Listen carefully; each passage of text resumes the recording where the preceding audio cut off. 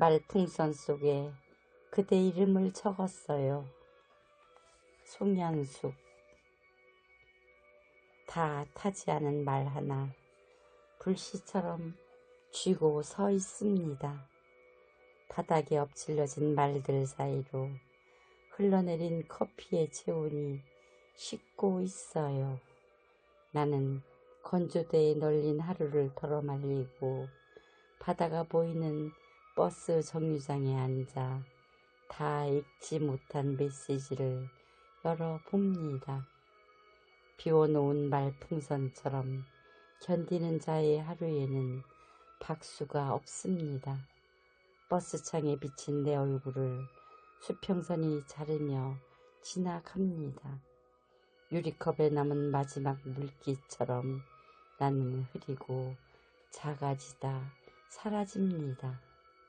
하루가 무사히 지나가는 건 어쩌면 그 하루에 다 넣지 못한 말들 때문일지 몰라요. 말은 불입니다. 꺼내지 않으면 내 속을 태우고 함부로 꺼내면 타인의 속을 태웁니다. 그대를 태운 말의 씨앗이 무엇인지 몰라 뾰족해진 그대를 어떻게 달래야 할지도 모르겠습니다. 버스를 타고 해안선을 돌듯 그대의 마음 곁을 돌고 또 돕니다. 꺼내놓지 못해서 비어있는 말풍선에 매달린 나의 하루가 젖은 구름이 되기도 하고 빗방울이 되기도 합니다.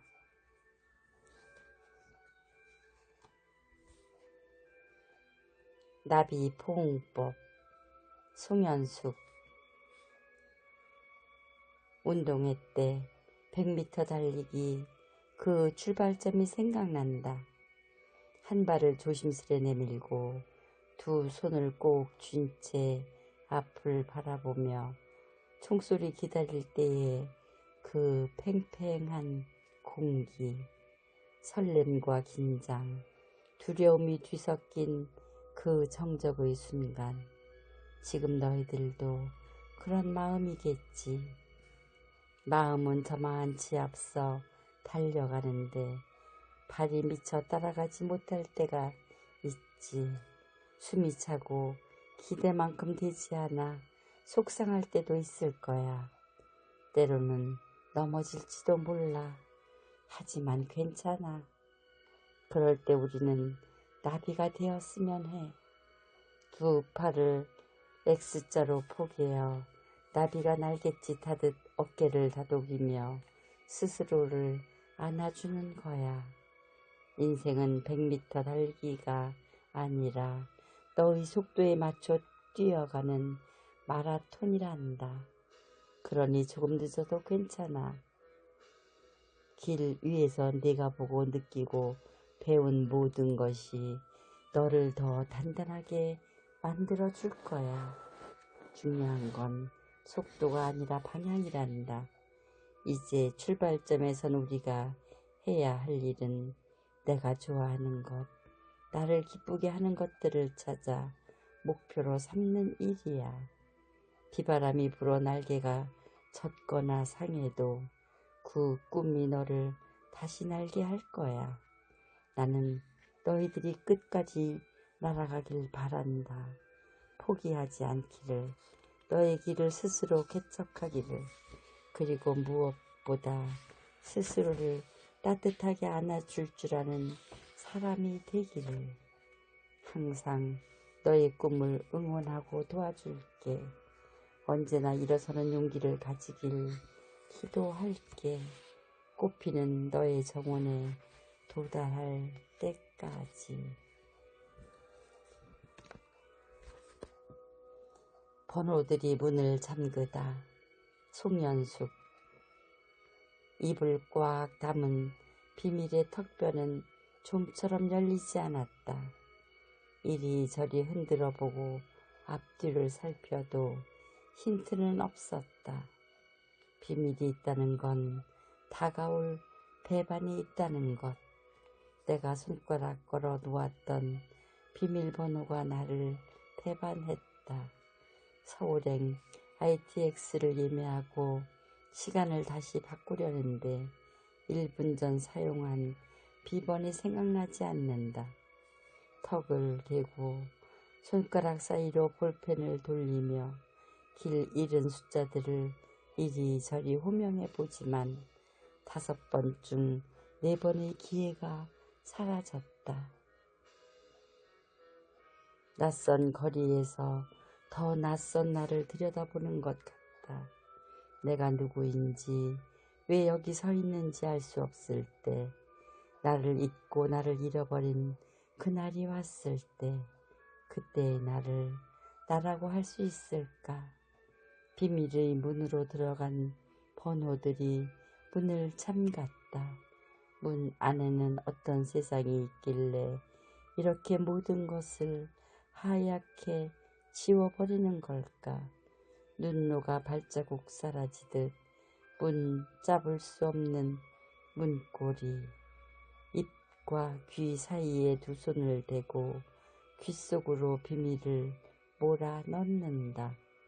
지금은 비밀을 외쳐야 문이 열리는 번호의 시대다. 깃털의 추락, 송연숙. 작은 새의 깃털 2개가 떨어졌고 숲은 아무 일 아니라는 듯 받아들였다.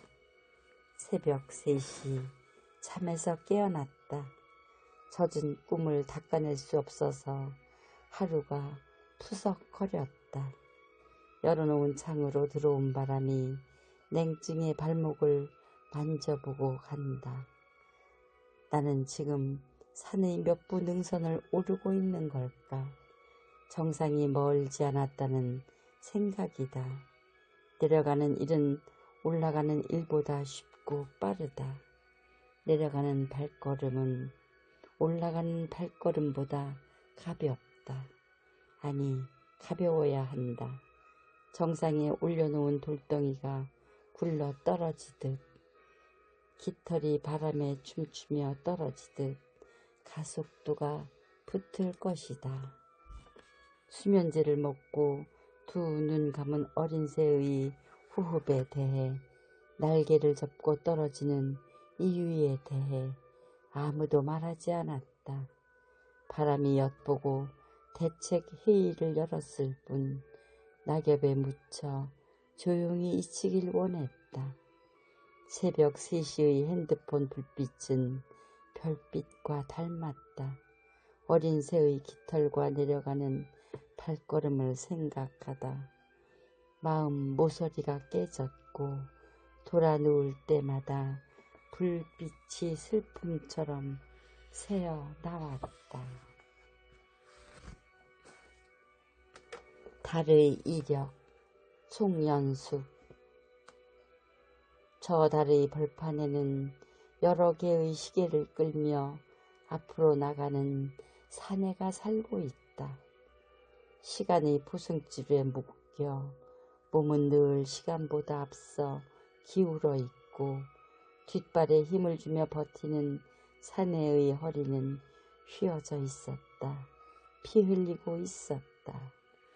다가가 마주서면 바로 뒷면이 되는, 시간은 늘 손에 땀을 쥐게 하는 어려운 숙제였다. 인들레 홀씨처럼 흩어져 날아가는 시간. 세상이 너무 환해서 앞이 더 캄캄하게 느껴지던 날, 더듬거리는 두 손에 묻어나던 두려움.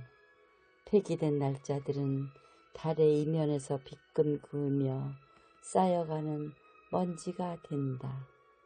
사내의 허리춤에 매달린 시계가 된다. 홀씨가 된다. 발끝에 힘이 풀려 주저앉은 나를 일으켜 세워 이곳까지 이르게 하는, 시간의 궤도보다 앞서가며 싸우는 먼지 같은 시간의 힘. 폐기된 날짜 뒤에는 금음떨처럼 벗겨져 3살 돋는 날들이 늘 있었다. 별의 씨앗, 송년수. 사람이 죽으면 별이 된다는 말, 문득 내 가슴을 그으며 별똥별처럼 지나갔습니다. 그렇다면 우리는 모두 별이 되기 위한 씨앗일까요?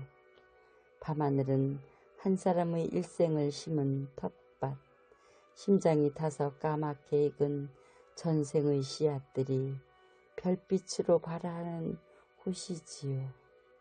아주 예전에 돌아가신 할아버지, 할머니, 그리고 엄마까지 밤 하늘에 조용히 파종되어 매일 밤 저렇게 빛나고 있었던 것입니다. 그래서일까요? 저 별을 바라볼 때마다 알 수 없는 그리움에 눈시울이 젖곤 했습니다. 나는 오늘도 초록별에 앉아 생각합니다. 나는 어떤 별의 씨앗이 되기 위해 봉투 속 같은 세상을 이기도 외롭게 건너는 걸까요? 별 모양의 시금치 씨앗, 잘린 손톱 같은 코스모스, 한낮의 햇살 냄새 품은 상추 씨앗들을 심는 계절, 하늘 모퉁이를 호미로 파헤치면 구름 냄새 눅눅하게 올라오고 손등엔 달빛이 흙먼지처럼 내려앉습니다. 대지를 열고 올라오는 민들레처럼 언젠가 나도 밤하늘을 뚫고 일어서는 별의 싹이 되겠지요.